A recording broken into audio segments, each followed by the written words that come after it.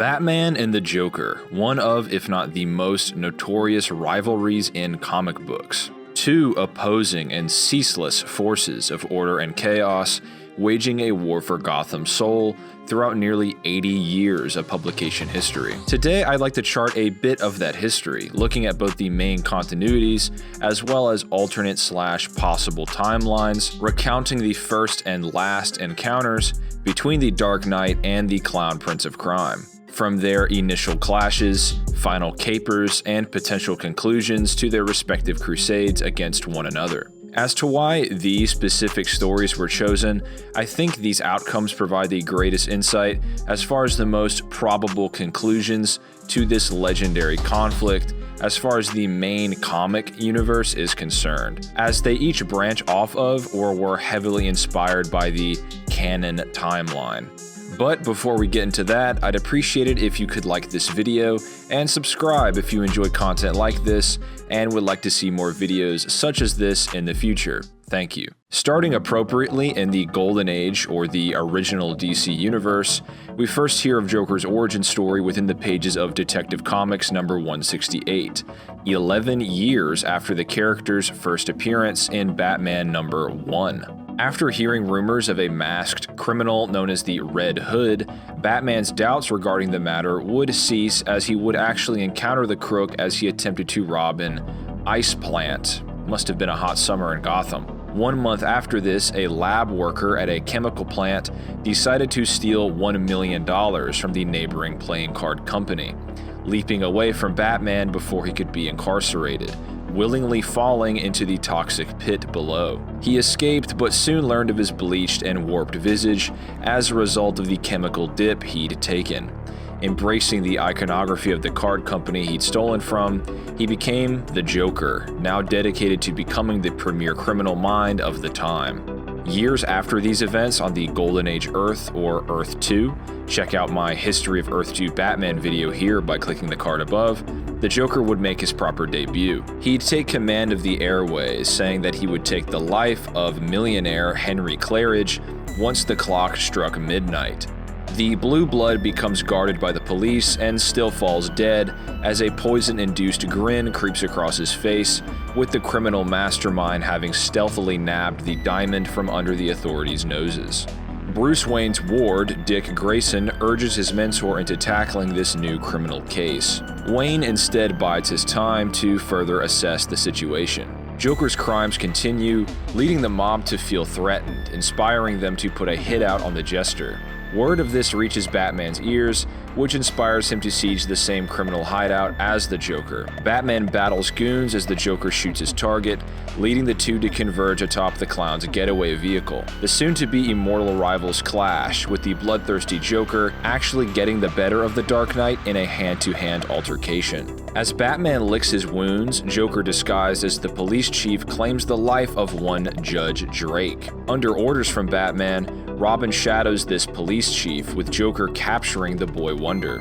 Batman tracks down Robin, leading him to the Joker, where the man who laughs escapes yet again. Kind of eerie, the sight of the Joker standing above a captured and restrained Robin as early as his first appearance. If Batman was too late here, Grayson's fate may have been the same as Jason Todd's, seen decades later. Luckily, Joker let out word of his next target to Robin, allowing the dynamic duo to finally put an end to his initial scheme. From behind his prison bars, Joker would swear revenge, thus beginning the Great Game, which continues to this day.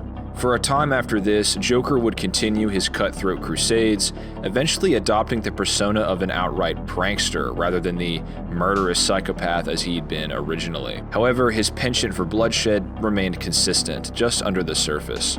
One of the last capers shared between Batman and Joker in this universe involves the two getting hit by some magic sci-fi rays, causing them to swap bodies. This is basically Golden Age Batman who laughs, who just goes around pulling pranks, getting ink on businessmen, and generally just being a fool. Robin considers his future as a friend and ward to Batman stuck in Joker's body, and steels himself towards undoing this accident. The swap is eventually, thankfully, successful, where after this a time skip takes place within the Earth 2 continuity.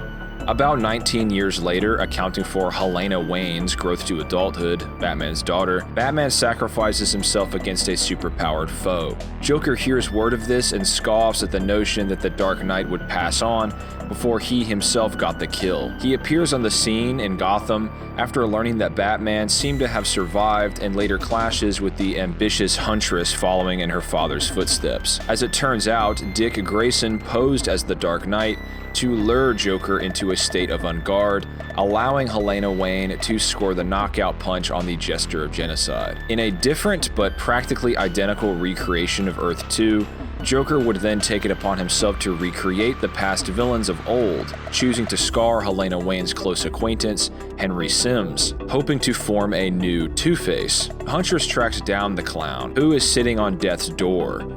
Joker would finally meet his end against the combined forces of the Huntress and Power Girl, ending his lifetime rivalry against Batman and his offspring. Flashing forward to the post-crisis continuity, much of the Golden Age lore would be adapted and reiterated.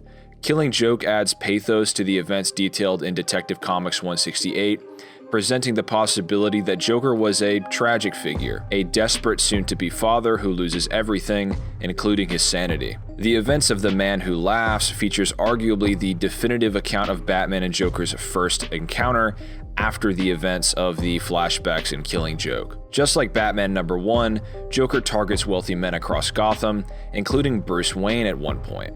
Much of the general story is the same here. Some notable points of divergence, however, are the facts that Dick Grayson is absent, with Robin's arrival on the scene being within Batman's third year most consistently in the post-crisis continuity. This story only takes place soon after the events of Batman Year 1. Batman as well considers Joker's escapades as beyond what he had ever trained for. He hadn't worked to hone himself into the detective he'd eventually become. A lot of his mental acuity was earned by doing rather than studying and during his fieldwork as Batman. After fisticuffs are exchanged and being willingly subjected to Joker's toxin, Batman begins to see how the Joker thinks, allowing him to somewhat predict and prevent the clown from poisoning Gotham's water supply. Interestingly here, it's the Gotham media that gives Joker his iconic moniker. It wasn't something that he ever thought of, despite, the fact that he looks like a clown.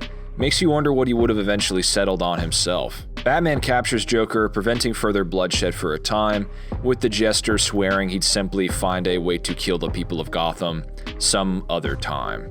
Joker's worn many faces after this, a goofy criminal leg puller as he was in the latter Golden Age, a sadistic killer unto the Bronze Age, and a kind of archetypal counterpart to Batman's regime of order, all while scarring Batman throughout the years in an attempt to, in his warped mind, better the Caped Crusader and make him stronger for it. Three Jokers asserts that these personality shifts are due to Joker literally being three people, which, there are three Jokers as far as the canon is concerned, even if Three Jokers itself is an Elseworld story as it's been described.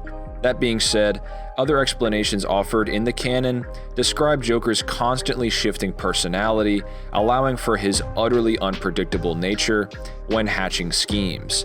As Grant Morrison scribed in A Serious House on a Serious Earth, Joker reinvents himself every day. Now, that pretty much goes for the current version of the DC Universe, and with a proper ending to this rivalry nowhere in sight, we have to turn to stories featuring potential futures of realities closely mirroring that of the main timeline. One such reality being the dark multiverse version of Earth 22, the home of the Batman Who Laughs. In the DC cosmology, every potentiality is reflected in a literal universe, with the function of the dark universe being manifestations of pretty much the worst possible outcomes or the deepest fears of the inhabitants of the proper multiverse, which should be pretty evident as I will describe. In this world, the Joker's body was giving out, the chemicals which birthed him finally taking their toll. He wanted to create a successor to make the ultimate joke out of Batman. Honestly similar to his Earth 2 counterpart's motivation after he had to face his own mortality, as in making new supervillains. To do this, he laid siege to Gotham, murdering every other antagonist in the city, and even taking the life of Police Commissioner Jim Gordon. A drugged and helpless Batman watches on in horror as his mortal enemy slaughters family after family, creating Jokerized orphans. Something in Batman finally snaps. It's all gone just too far. He breaks free, gets Joker in a hold, and snaps his neck. Unfortunately, it seems this was all part of Joker's plan. A hyper-potent form of toxin had been boiling in Joker's body, which released at the exact moment Batman took his life, slowly infecting the Caped Crusader over the coming weeks. Bruce Wayne's morality was overtaken by one becoming of the Jokers, but still with the brilliant mind of the Batman. The Bat family, the Justice League, and eventually cosmic entities all fell before him prior to his becoming one of the greatest threats the DC multiverse has ever seen. Pretty radically different from Joker pulling pranks in Batman's body in the Golden Age, despite being a similar concept. A slightly happier possibility is found in the pages of Batman Beyond Rebirth. Unlike the cartoon show, this comic was pretty much conceived as a future version of the New 52/Rebirth DC comic timeline, with some differences. It's not one-to-one, but it is pretty close. In this timeline, Batman is believed to have rid himself of the Joker sometime after their primes. The Clown Prince of Crime had strapped the Dark Knight to the front end of a snowplow, with Batman eventually breaking free and turning the table on his foe. In an explosion, it seemed that Joker was no more, and in the years following Bruce's retirement and the rise of Terry McGinnis, this continued to be the case. Again, realize that only some choice events from the Batman Beyond animated series are canon to these comics. The show is the future of the DC animated universe. The comics here represent a potential future of the main continuity at the time, so they aren't beholden to the events of Return of the Joker, for instance. That being said, Joker comes back on the scene to repeat what he'd call his greatest hits. Kill Terry's brother, Robin, just as he killed Jason Todd long ago, attempt to cripple Barbara Gordon yet again, which he definitely avoids, and finally end his battle with the original Batman, hoping to capitalize on what Earth 2 Joker never got the chance to do. He first bombs a press conference boasting the legacy of the Waynes, terrorizes Terry McGinnis with a mech he dubs Joker Beyond, all but kills Matt McGinnis, who thankfully survives, but is henceforth benched as Robin Beyond, and has his final showdown with the aged Bruce Wayne. The two do battle in the Batcave, with Joker refusing to allow Wayne to die in any other way than by his own hand. Joker seems to have the advantage until Bruce allows himself to fight with apparently nothing held back. He uses his cane to stab through the arm of his nemesis, steals his revolver, and prepares to shoot and end the Joker once and for all. After all the pain he's caused Jason Todd, Barbara Gordon, the pain he's caused each member of his family, all of Gotham, Bruce seems more ready to cross that line than ever, much in the same way as his dark multiverse counterpart. Thankfully here, Father Time does in fact come for the Joker. The greatest criminal mind in the history of Gotham clutches his heart, falls to his knees, and dies, a victim of a heart attack. Bruce was saved from having to take a life, yet he is thankful that this dance of death that he's played with the Joker for so long has finally come to an end. In one world, he outlasts the Batman and is finally defeated by his successors, his life ended by his ceaseless desire to hurt those Wayne cared about.